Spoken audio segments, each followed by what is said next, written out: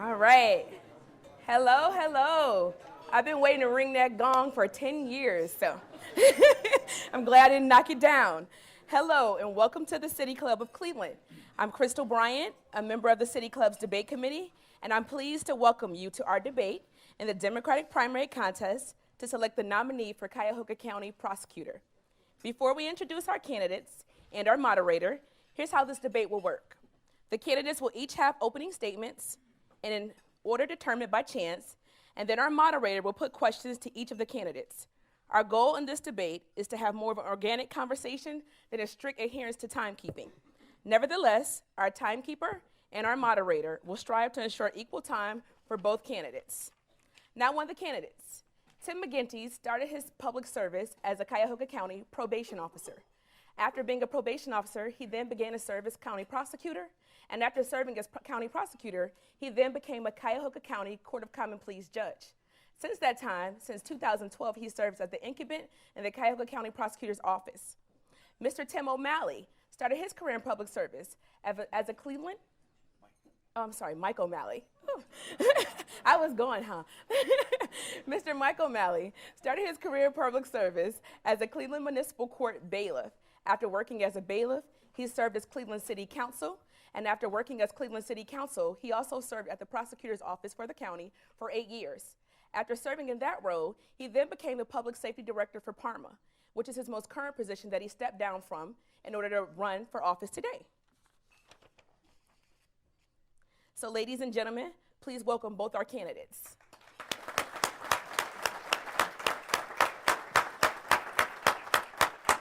All right.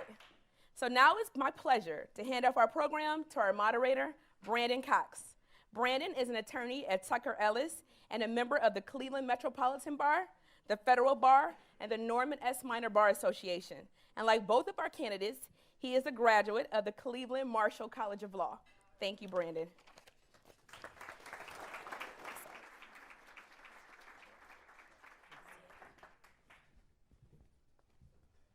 Good afternoon, everyone, and thank you for having us. Thank you again, Crystal. Gentlemen, it's good to have you both here. Let's do a quick word about timing. You'll each have 2 minutes to do opening statements. After the opening statements, I have a series of questions for you, and you'll each have 90 seconds for the responses. If there are any rebuttals needed, those will happen with 30 seconds each. To help you keep time, our timekeeper will hold up a yellow card when you have 15 seconds left and a red card when your time is elapsed. We thank you in advance for respecting the rules around timing, and we look forward to a great conversation. We'll first start with our opening statements. We have determined the order, and Mr. O'Malley, you will proceed first. You have 2 minutes. Thank you. Thank you, ladies and gentlemen, for being here at this important event. In 3 weeks, voters will select the next county prosecutor. The choice is between our current prosecutor, Mr. McGinty, or voting for me, an individual with a 30-year record of working well with others to accomplish common goals on behalf of our citizens. I do not believe we could be any more different. We often hear that judicial candidates may or may not possess the temperament to be a good judge. Make no mistake, there is a necessary temperament to be a good county prosecutor. Citizens should look for an individual who is calm and composed, who is ethical and treats all citizens in an appropriate manner. A good prosecutor pursues justice first and foremost. A good prosecutor does not possess a win-at-all-cost mentality. A good prosecutor works cooperatively with community partners to identify and implement reforms to improve our justice system. My opponent has served as county prosecutor for 3.5 years. The county's criminal justice system has been on a roller coaster ride ever since. We are all aware of the numerous fights with individual judges, the bench as a whole, the criminal defense bar, and police officers. We also have known that he has alienated many communities with his poor choice of words. In short, my opponent does not possess the temperament to work with others or to work to improve the justice system for victims and defendants. As county prosecutor, I seek to continue the work I started as first assistant Cuyahoga County prosecutor. I am proud to have assisted in the implementation of a state-of-the-art case management system. That case management system was critical to the success of our open discovery policy that began during my tenure.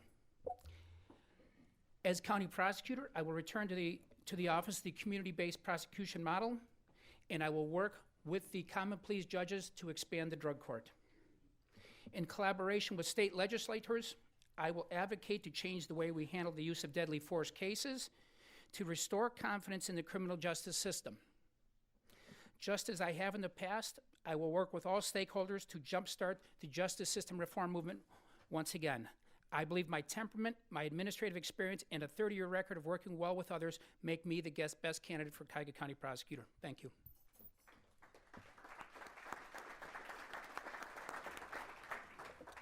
Thank you, Mr. O'Malley. Mr. McGinty, we'll hear from your opening statement. Thank you, ladies and gentlemen. 4 years ago, I left the bench and I ran for prosecutor to make a difference in this city, to make corrections in our criminal justice system and deliver a higher quality of justice. And we have, and we've worked hard to do so. I've restructured the prosecutor's office to focus our limited resources on the habitual violent criminals, small in number, though, but responsible for 2/3 of the dangerous crime. We have made successful strides. We also aim to reduce indictments, increase rehabilitation, diversion, drug, mental health programs for the 85% who are charged with low-level cases. I am extremely proud of our record, our prosecuting attorneys, and our staff. They have met the challenge and passed every test. We all remember the challenge of the Castro case and the 3 survivors, and Acevedo and Camellia Terry, and apprehending the serial rapists, and finally, the 1984 murder of Gloria Pointer that was finally solved.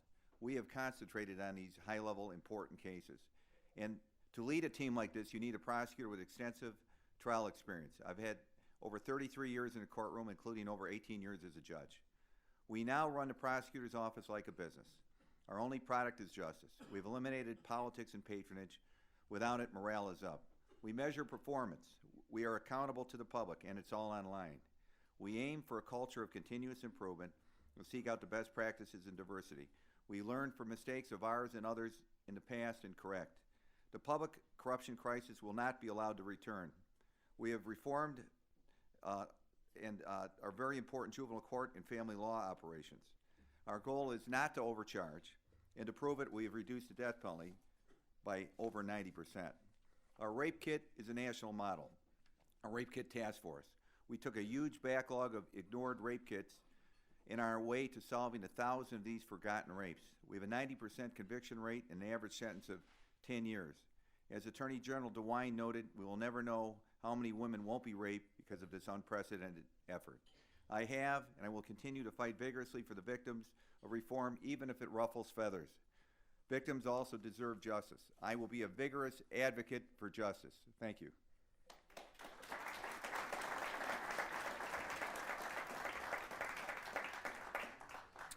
Thank you, gentlemen, and let's get right into the questions. I'll direct my first question to Mr. McGinty. There's an old adage in the legal field, justice delayed is justice denied. Many people criticize the prosecutor's handling of the Tamir Rice matter, saying that the result was not only incorrect, but that the process took too long. In hindsight, could the grand jury process have been handled differently and perhaps more efficiently and with a greater level of transparency? Yes is the question, and yes is the answer to the question. We always learn from every experience, and in hindsight, it could have been handled faster and better. This is a new process we've begun. Before I took office, the cases were decided in the prosecutor's office. They did not go to the grand jury.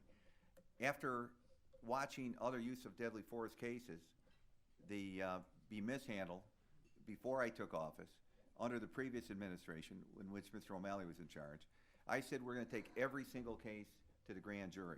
I don't have to take them to the grand jury. I took them to the grand jury to make the final call. And I also said we would put public reports out. So we've issued public reports, so we do not have a Ferguson situation or we do not have a Chicago situation. We're up front. We issue the investigative report, so it is not a secrecy. It is not a mystery. And we then can begin corrections. Every system should be corrected and recorrected as we move along. The End result is the opportunity to reform. We look at the high-speed chase, the 23-minute, 23-mile East Cleveland 137-shot shooting. We have made corrections since then. There has been no more high-speed chases. There has been discipline. There has been body cams and dash cams being installed so the problem will not reoccur. We have learned lessons. We adapt as we move through the system. Thank you. Mr. O'Malley, would you like to respond? Certainly. The time that it is taking in these use of deadly force cases is not acceptable. You know, the Tanisha Anderson case just last week, which is now going into its 16th month, was just farmed out to a special prosecutor. There is approximately a dozen or so other cases that are still under review. We have to do better. Farming a case out to the Attorney General 6 months into an investigation is unacceptable. It's unacceptable for the family involved. It's unacceptable for the officers involved who continue to blow in the wind waiting for a decision. We have to do better. As Parma Safety Director, we had a shooting on I-480 of a suspect in a aggravated robbery of a pizza shop in Parma Heights. There was 3 different law enforcement agencies involved in that shooting. Roughly 4 months later, we are still waiting a decision and determination.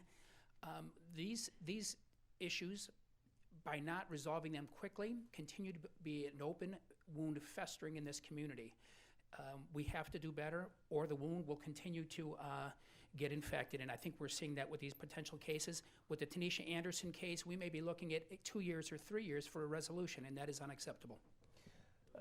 Mr. O'Malley, you mentioned that the timing that it is taking for cases is unacceptable. What specific plan or strategy do you have to address the timing issue so that we can go from fewer than 16 months and getting these cases through quicker? That's a great question.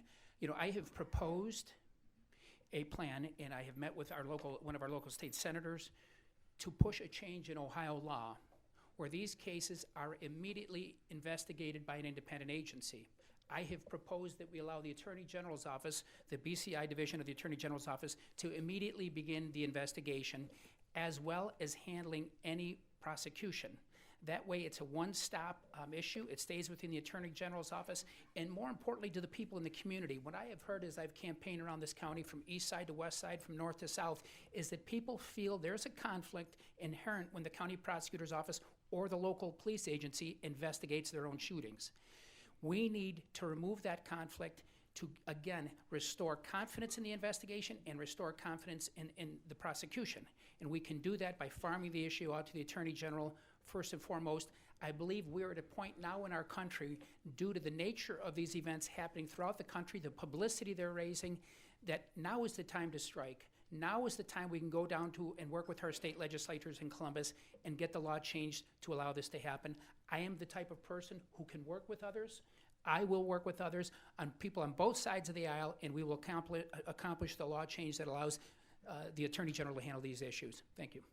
Mr. McGinty, can you specifically respond to Mr. O'Malley's plan for farming these type of cases out to the Attorney General?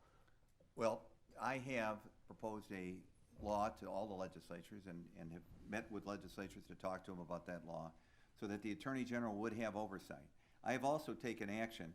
I want statewide oversight so we can overlook all 88 counties so we have a equal and proportionate reaction to each of these. And they could create a specialty unit. We've made that proposal. In addition, we can start reforms earlier with the Attorney General.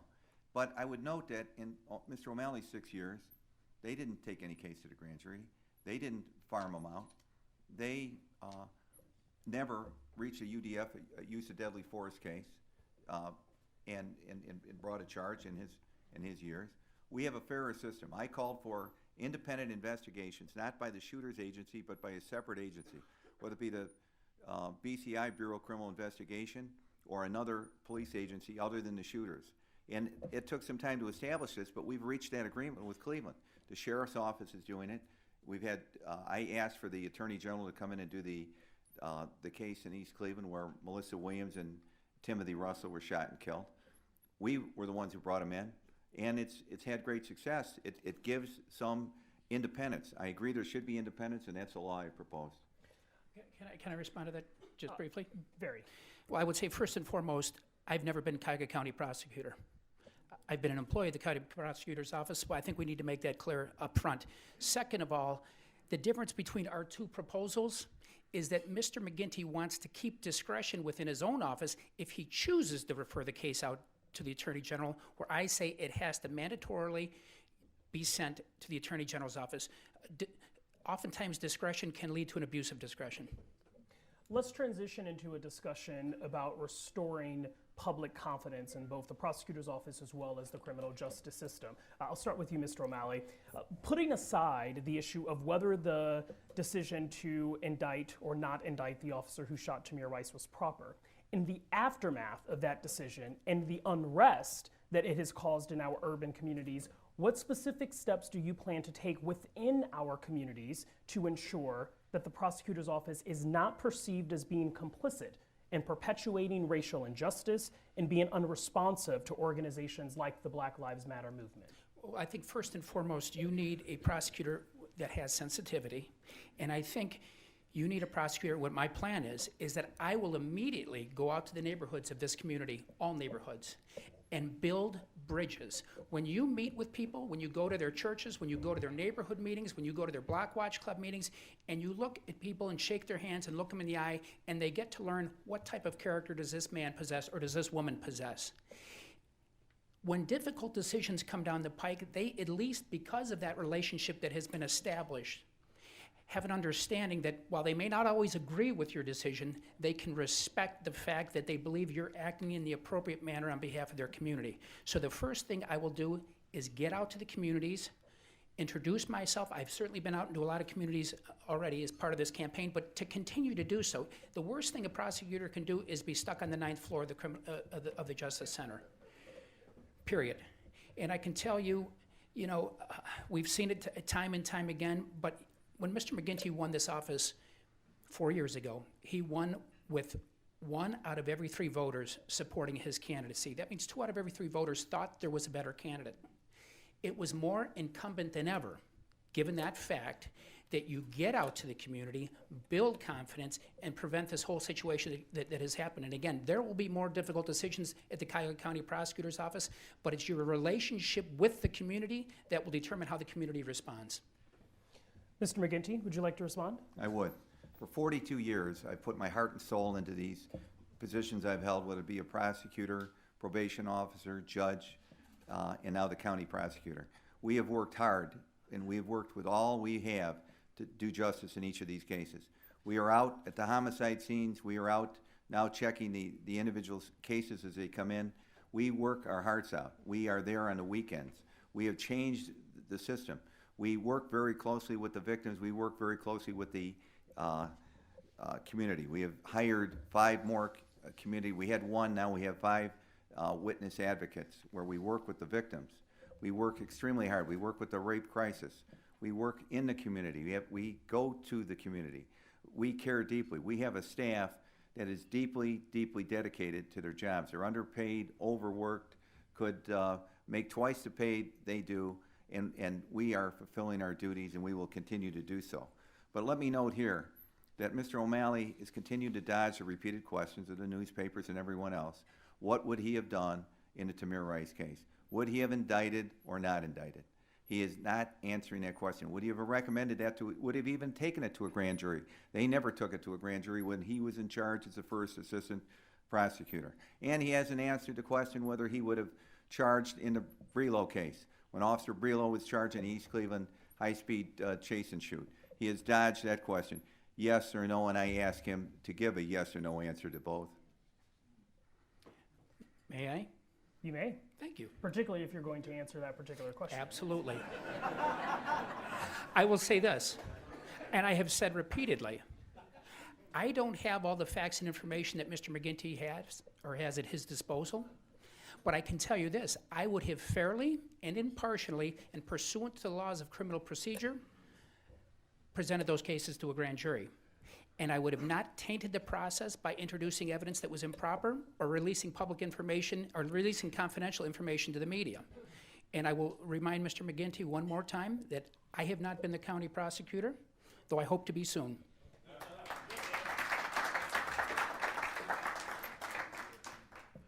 I'll direct this question to each of you. Yesterday, the Plain Dealer released an article stating that the Cleveland Police Union has chosen to not endorse either of you as candidates for county prosecutor.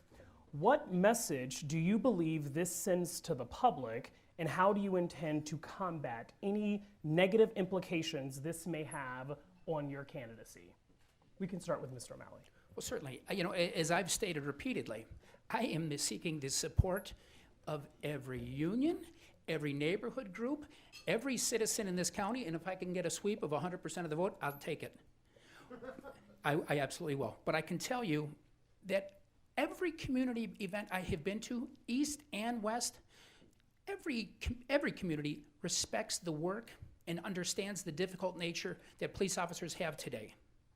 The question is that we need to really address is how we more professionally train them, how we work to ensure that these tragedies that have unfolded in our community over the last year or two never happen again. And if they do happen, that when these cases come down the pike and are handed off to the county prosecutor's office, they're handled in a manner which are fair and people feel that justice has been served. And if people do not have that feeling, as we all know, their respect and their confidence in the system, in both the court and the prosecutor's office will decline, and I think that's what we've seen here today. Mr. McGinty? Thank you. I've enjoyed the police union support in every election I had since 1992. I did not seek it. This time I have 5 cases pending against Cleveland police supervisors for the high-speed chase. I thought it would be inconsistent and hardly likely I would receive the support. There is a tension with the police department right now that's undeniable. They put up the blue wall and limited their cooperation in the Brelo case in that prosecution. We put a excellent case on. We thought it was well proven. The court disagreed, and we respect that decision. But there are lessons to learn here. There were rules of the Cleveland Police Department. They weren't followed. There was a high-speed chase that violated all of the rules of the Cleveland Police. There were supposed to be 3 cars. There were 62 cars. There were 100 police in and out of that chase at one point. They're extremely dangerous to the public and themselves. They engaged in a shootout that turned into a crossfire situation where many policemen also could have died. 2 people died who were unarmed and innocent. It was a turn signal violation that started out in a misinterpretation of a backfire. We have made corrections. These are tough decisions. It's tough to decide to recommend a charge or not to charge. In this case, some of the lessons I've learned we are going to correct with dash cams that we are purchasing for the city of Cleveland out of forfeiture funds, body cams that they purchased themselves through Mayor Jackson, and other training reforms and discipline. We want to have positives out of these terrible tragedies. Thank you. I'd like to transition to another topic, tough on crime policies. The public is oftentimes frustrated when a crime that is committed in a suburban area of the city is charged or treated differently than a similar crime that's committed in the east side of Cleveland, for example. How will you ensure that this type of treatment is fair and balanced and does not lead to a disproportionate impact on racially and diverse citizens of Cleveland? Let's start with Mr. McGinty. Thank you. We took a direct attack on overcharging when I took office. The prosecutor's office was frankly overcharging. We have made an effort to charge to the level of offense it deserves. An example would be the death penalty. We have reduced the death penalty by over 90%, the death penalty indictments and charges. When Mr. O'Malley was in charge of the office as the first assistant prosecutor, the policy of the office was, and I quote, if it's eligible for the death penalty, they will receive the death penalty indictment, period. We have changed that, and we change that on all levels. We look at all cases. We are not overcharging. We do not want individuals to carry a burden through life. If they're stealing a bike out of an attached garage, that should not be an aggravated burglary. It should start out as a theft or a diversionable event that they can correct in their life. We are looking for consistent charging. We are doing crime strategies. We are mapping, we are looking at where the crime takes place, and we are intelligently prosecuting these cases. There are great concentrations of crime in areas that are grossly underpoliced. We're trying to correct that. We're working with the gang unit, we're working with CPD in a symbiotic fashion to correct these deficiencies, attack the violent crime where it takes place, put our efforts into violent crime, dangerous crime, and not the low-level crime. We're making great strides. Mr. O'Malley? Thank you. I can't resist, but for the third time, I was not in charge of the policies for the death penalty cases, and I have never been Cuyahoga County Prosecutor. I will say this, I have pledged at the GCC event roughly a week or two ago that, and I see it in my own communities, I saw it when I was a criminal defense attorney, depending on which side of a border, and as everybody in this room knows, Cuyahoga County has 60+ municipalities, and they handle low-level cases much different from one municipal court to the next. I have pledged within 30 days of taking office to convene a summit of local prosecutors so that we may have consistency in charging. It shouldn't matter if you're on the Euclid side of 185th or the Cleveland side of 185th, or in Solon or Bainbridge, or Brooklyn or Old Brooklyn, which would be Cleveland. It shouldn't matter. And what I plan on doing is having a summit, having consistent strategies for charging that really helps, and most of those low-level cases are generally pushed by the drug trade, but having consistent charging so that you're not treated differently across one border, but also having consistent ways in which we may get those individuals into some type of treatment or help to prevent the recidivism that is plaguing our community. Mr. O'Malley, can you point to a specific case or a specific example of a case where you've handled that might give any member of the public confidence that you have a demonstrated record of accomplishment in civil rights issues regarding race, police misconduct, particularly considering that you'll be coming from Parma into another area of the city? Well, with all clarity, you know, while I've worked for Parma for the last 8 months, I still am a resident of the city of Cleveland. I've been a resident in my house for 25 years, and I don't plan on leaving.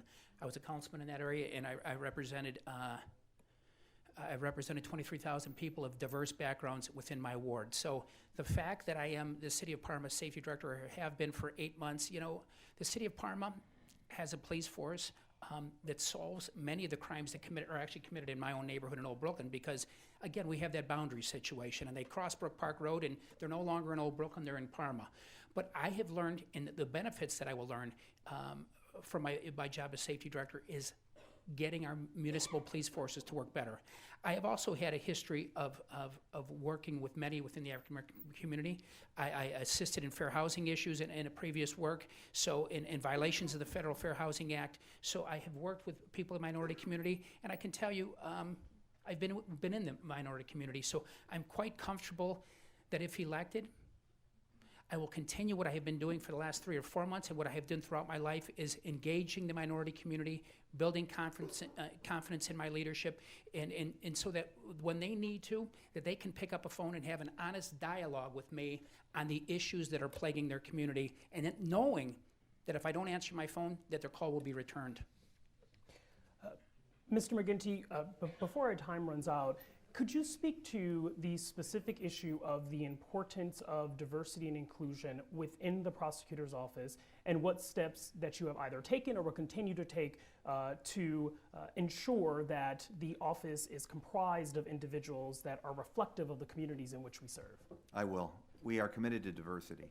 Since we took over the office, diversity has greatly increased in our office. We more reflect the community that we serve than we did before. The attorneys hired in minority attorneys are 53% greater. Women are 20% greater. We're in parity with in the genders. We overall, our office has been blessed with diversity in the sense that we now have managers. Where we had few, we have many. 9 of the 11 managers and supervisors of the office have promoted or hired by me. We've made a great stride. We recruit through, often the attorneys through the clerkships. This summer, half our clerks were minority clerks. I am particularly involved in the recruitment and the efforts to obtain clerks and to obtain minority employees. In fact, my wife and I are sponsors of the Stokes Scholarship Fund at the Cleveland Marshall College of Law, where I went, and since I became prosecutor, I've donated half my paycheck, half my net pay, to scholarships. Because I already had a salary, and my wife and I decided to do that. And it goes through minority scholarships through the Cleveland Foundation. So we are committed. Believe me, we're committed. We're making great progress, and it's reflected in our results. Thank you. Mr. O'Malley, and can you speak to what you will do if elected to ensure that those policies and programs that are in place remain that way? Well, certainly. Or improve, of course. Certainly. I share Mr. McGinty's commitment to diversity and the need for that office to reflect the community which we represent.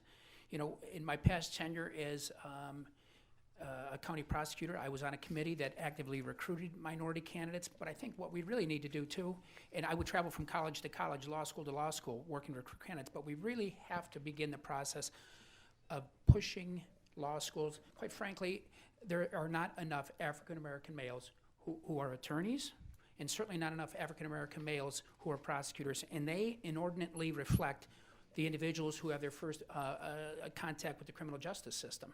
And so I think it's incumbent upon all elected officials, including the Cuyahoga County Prosecutor, to push our law schools to ensure diversity so that we can more adequately reflect our community. Thank you, gentlemen.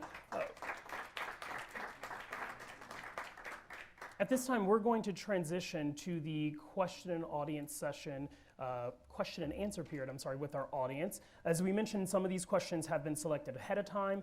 If you would like to submit a question for consideration, please go ahead and tweet that at the City Club or use one of the index cards on your table, and we'll try to filter that.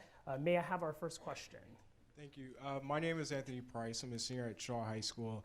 And thank you, Mr. McGinty and Mr. O'Malley, for coming to the City Club today. Mr. McGinty, a lot of people have accused you in regards to not following the proper practices in regards to the grand jury. How would you answer those accusations in response to the Tamir Rice case? And Mr. O'Malley, since the question is posed to you today, what would you do differently if you would have been in that situation? What would have you done differently? Mr. McGinty? Thank you, Mr. Price, for a good question. We decided to go with a public investigation in all these use of deadly force cases. When I came into office, there was a Henderson case, which was very disturbing. There was a man who was chased and he was beaten, and it was filmed on infrared camera from a helicopter. And there was no indictments from the predecessor, nothing.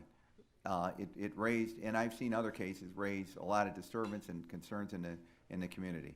So I decided we're going to go to all cases with a report from an independent agency, if possible, and a presentation to the grand jury. The independent report would go out to the public, so we didn't have another Ferguson.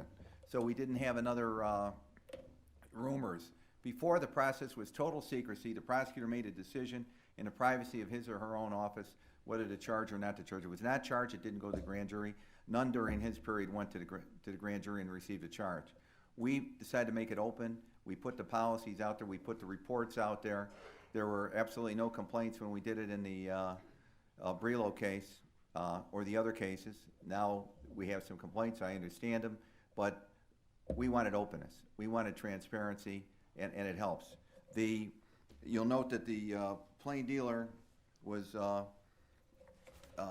covered it, and they said the McGinty has been methodical and transparent in releasing. There is no indication McGinty has been less than thorough or honest or exhibited bias or mishandled the duty in any way. McGinty, by the way, is the same prosecutor, after all, who earlier this year aggressively tried Cleveland police officer Michael Brelo for felony manslaughter, even though the case was acquitted. We are being open. It's better than secrecy. Let the people in this community know what the facts are in a high-speed chase so they can deal with them. Thank you for your fine question. Mr. O'Malley? Certainly. You know, my father taught me at a young age never to believe everything I read in a newspaper. A very young age, especially that one. But in any event, what would I do differently? What would I do differently? Where do we start? Let's start with the fact that the investigation should not have drug out 15 months. That should never have happened. It should not happen in the Tanisha Anderson case. It shouldn't have happened in the dozen other cases that are sitting around getting stale. First and foremost, Mr. McGinty has had an insane desire, and I don't know what drives it, to continue to release information to the media. He did it when he was a judge in the Soul case. He was emailing stuff to then the PD head, Susan Goldberg, that tainted his participation, that caused him to recuse himself. He also, for reasons unknown, released a confidential medical record of Mr. Soul that almost landed a plain dealer reporter in jail for contempt. We have an obligation in law enforcement, and a county prosecutor is law enforcement, to keep these matters secret. Back to the Rice situation. There was selective releases of information timed to perhaps benefit one news organization over another that, in my opinion, tainted the process. That continued throughout the case. I think it had the effect of tainting and biasing the grand jury, without question. Then certainly we have the issues, the officers coming in and without being sworn, without being subject to cross-examination, read from a report. I think that was wrong. And then finally, I see Michael Nelson here today, and I know he is very interested. After this whole thing went down, the NAACP wants and desires even a selective release of transcripts. I think it is incumbent upon the current county prosecutor to join them in seeking the transcripts, seeking on that motion to at least get the part they need released so they understand what happened in this case. That's what I'd do different. Thank you, Mr. Malley. Can we have our second question? Did I respond? If you can do so in a very short period of time. Thank you. Mr. O'Malley seems to have a problem with the plain dealer and the coverage of him. And I would say that goes back to the articles that were written about him and his office that helped end his term. It was a very political operation. He ran the Cuyahoga County Democratic Party political machine out of his office, as did other machines with Mr. Russo and Mr. DeMora, that helped their demise, that helped the end of their term. So take it with a grain of salt, what you hear today from Mr. O'Malley. We can proceed to our next audience question. First of all, thank you for being here at the debate, Mr. McGinty and Mr. O'Malley. For Mr. McGinty, if you are reelected on March 15, 2016, how will you make an effort to do different in your office of the prosecutor office in the city of Cleveland for the community? And then I have a question for Mr. O'Malley. Go ahead and ask it now. For Mr. O'Malley, if you are elected on March 15, 2016, how will you positively change the perception of the office of the prosecutor in the Cleveland community in your top 3 goals? Mr. McGinty. Thank you. Thank you, ma'am. We will continue to work for the criminal justice system reform, which is a program I started in 2005. So for over 10 years, we've been looking to improve the way we conduct business in a business-like manner. We collect performance statistics. We look at best practices of other cities. We are trying to create a culture of continuous improvement.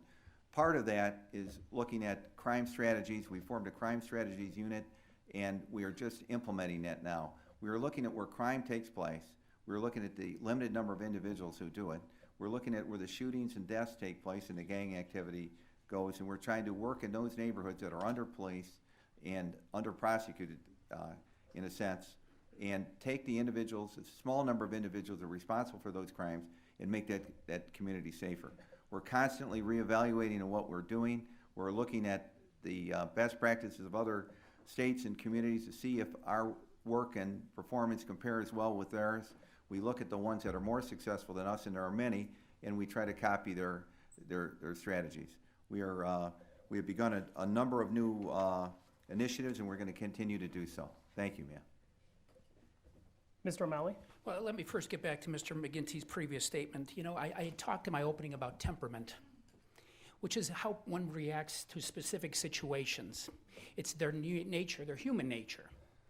And what we just saw Mr. McGinty do is, again, spontaneously attack me personally, which I found offensive, somehow relating that the predecessor in the county prosecutor's office was somehow involved in county corruption, which couldn't be anything more further from the truth. And again, sitting here in what I perceive to be a heavily Democratic crowd, throwing mud and throwing rocks at both Mike O'Malley and the Democratic Party will get you nowhere, period. Mr. O'Malley, can you And then I will get to the directly issues address as the three goals for the justice system reform.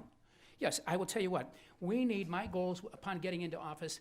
You know, Mr. McGinty talks about him being the father of the justice system reform movement. He certainly was at the forefront with others, but it's what have you done for me lately?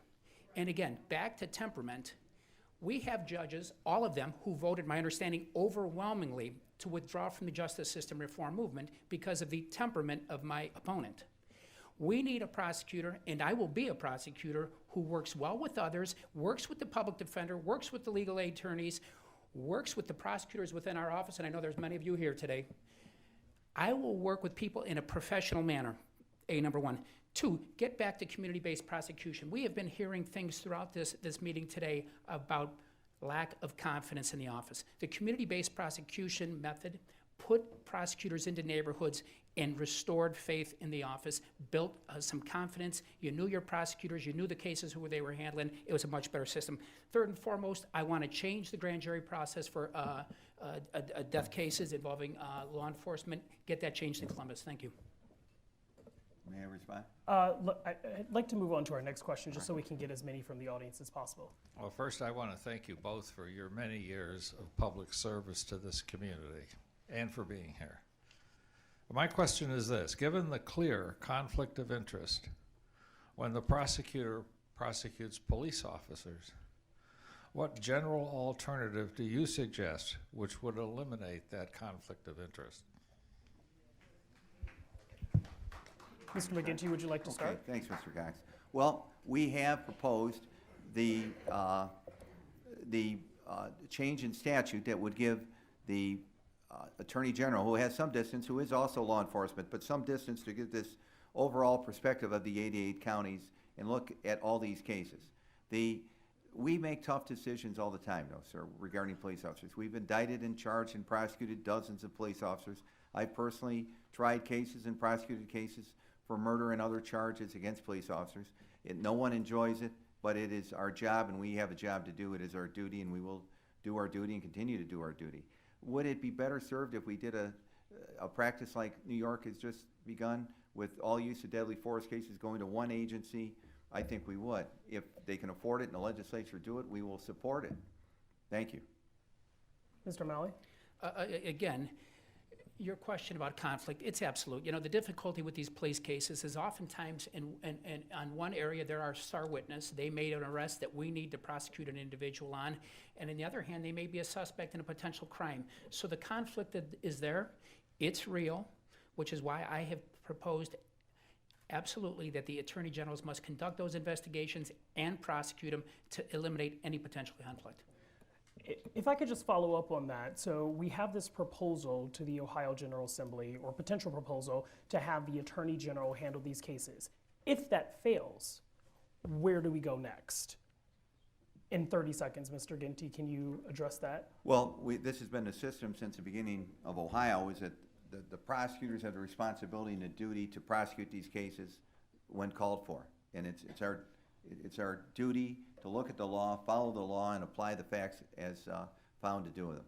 I have taken the extra step of taking every case to the grand jury and giving the final decision to the grand jury, which has never happened before in this county.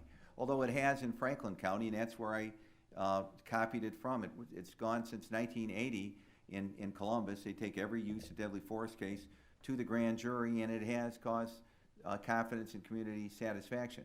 Although the better practice now, and this is a new practice that has come about, is to have another separate agency do the investigative part. And even better yet is to have the overview from a larger agency who specializes in it, as they're trying in New York.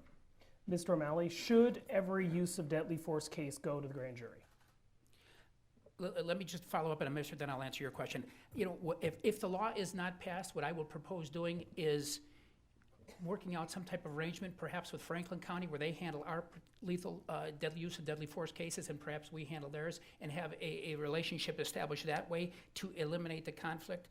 But I think it's a decent policy to, and I think it's probably the right policy, to send all cases to the grand jury.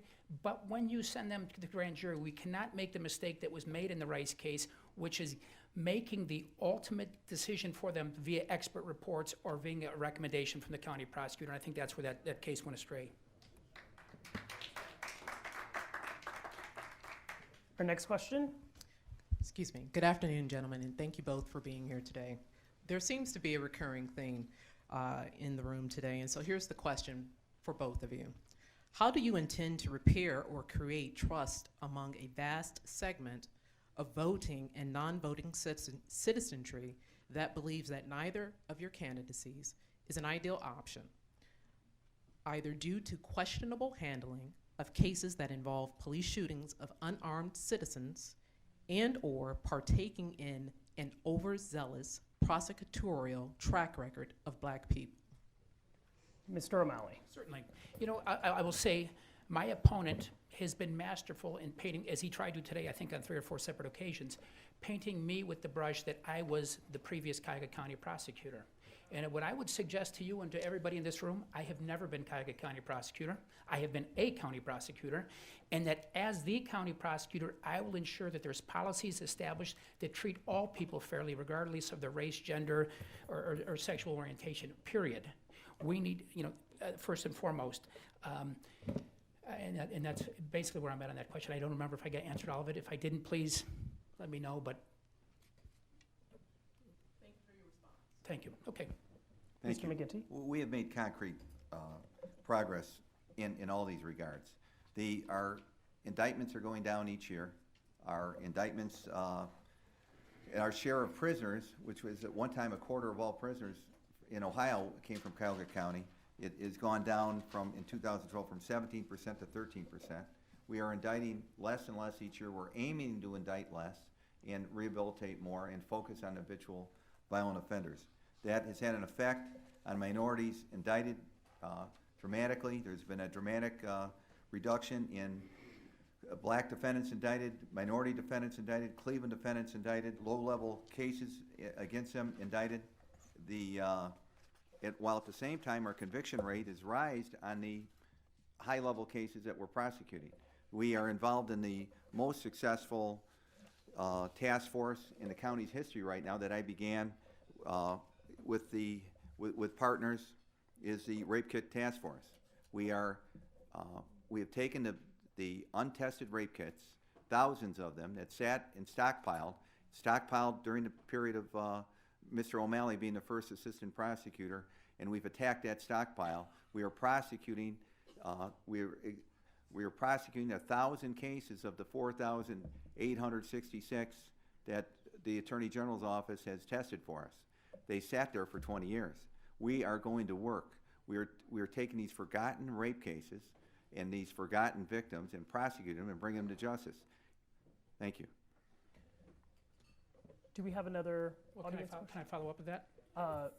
We're limited on time, so let's just get to the last audience question and we'll go from there. Okay. We actually have a question from Twitter for both candidates. When the family of a murder victim asks for a lesser charge, why isn't their request considered? Can you repeat the question for us, Erica? Sure. When the family of a murder victim asks for a lesser charge, why isn't their request considered? I mean, it's always considered. We always consult with the victim's family in a murder case, especially in every case, and what they think is extremely important to the prosecutor's office. But ultimately, it's the prosecutor's responsibility to make sure that the safety of the community and the overall consistency is taken into play. We often do exactly what the victim's family wants, but sometimes they may want a death penalty case where we don't think it's appropriate, or we don't think it could be upheld by law, or that there isn't proof beyond almost all doubt, which is required practically now in a death penalty case. So we make a decision to be consistent with the our prior decisions and the law and what is best for the community. If sometimes a family member is the actual defendant and they want the case greatly reduced, well, that would be unfair and inconsistent with the other cases. So ultimately, it's the prosecutor's decision, although we take great concern with whatever and great care to listen to the family and explain our actions and why. Mr. O'Malley?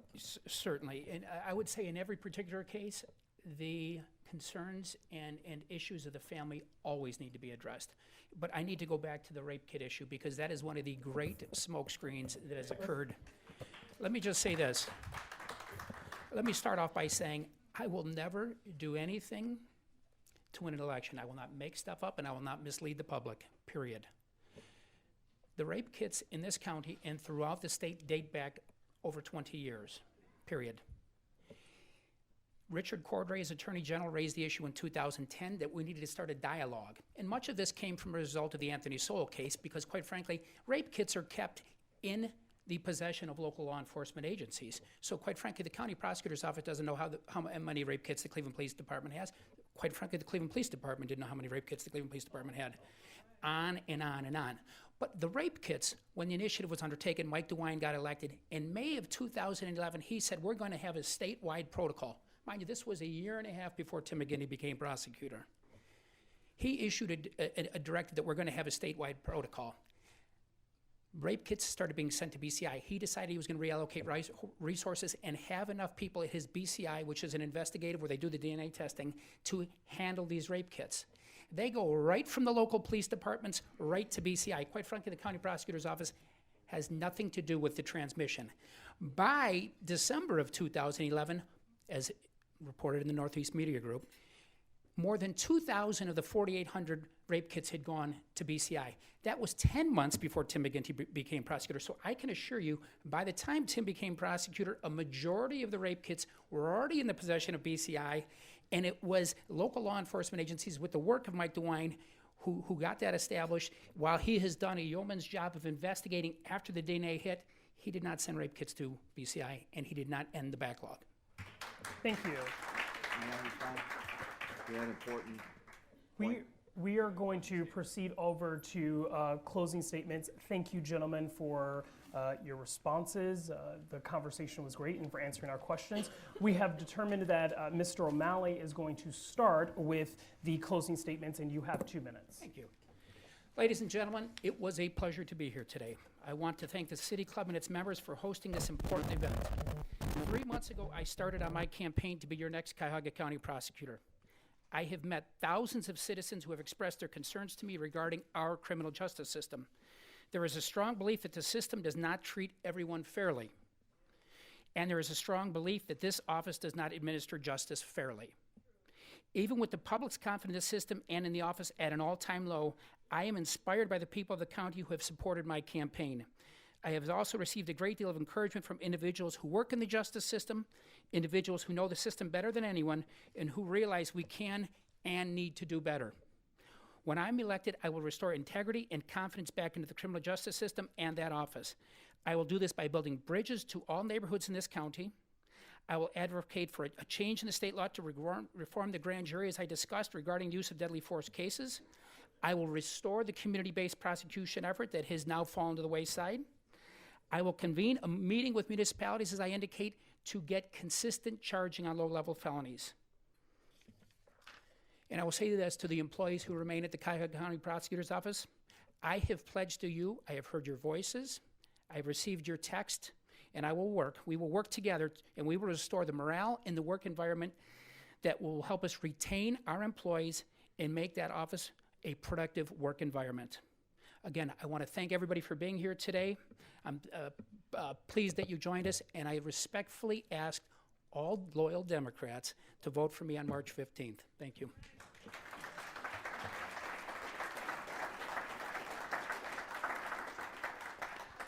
Thank you, Mr. O'Malley. Mr. McGinty, your closing statement. Thank you. I want to thank the City Club and my opponent for the opportunity to discuss our visions. And I'd like to thank my father, it's his 88th birthday here today. He took a few minutes away from his job. He's going back to work shortly. So let's get to the real issue. The voters of Cuyahoga County have an important choice. Is this county going to have a professional prosecutor's office like we established, a non-political office, or go back to the political patronage machine that failed to stop and see the corruption that so damaged our community with DeMora and Russo and the other political machines that were being operated? That's the underlying issue here. The Plain Dealer noted Sunday, one of the columnists, that Mr. O'Malley served as the political enforcer and patronage czar. It took the federal prosecutors to come in and do the job that my opponent failed to do as first assistant prosecutor, to stop the corruption. Mr. O'Malley was in charge, but the watchdog was asleep. My opponent has no platform, just slander and attack and innuendo. He is a career politician attempting to exploit a tragedy, and that is why he's in this race. He has still refused to answer the question whether he would have prosecuted in the Brillo or the Tamir Rice cases. Your prosecuting attorney should not be a politician, but an experienced trial attorney, and that I am. We have passed this office, the test for a professional office. We have the most successful task force in our county's history with the Rape Kit Task Force that I formed. We have indicted over 440 individuals so far. We have identified 162 of those being serial rapists. And you have read the many articles about it. I knew when I was hired 33 years ago that this was more than a job. It was a calling. I am still humbled every day by the importance of the work we have to do for the community and enormous responsibility we have. I will never forget that lives depend on it. I promise you again that I will give you my whole heart to fulfilling my duties to you. I thank you for the honor of serving as your county prosecutor, and I respectfully ask for your support.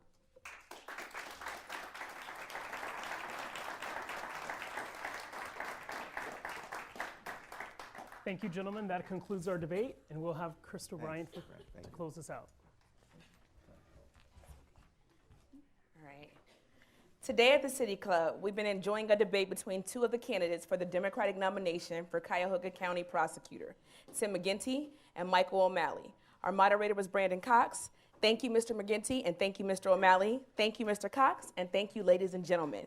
Our forum is now adjourned.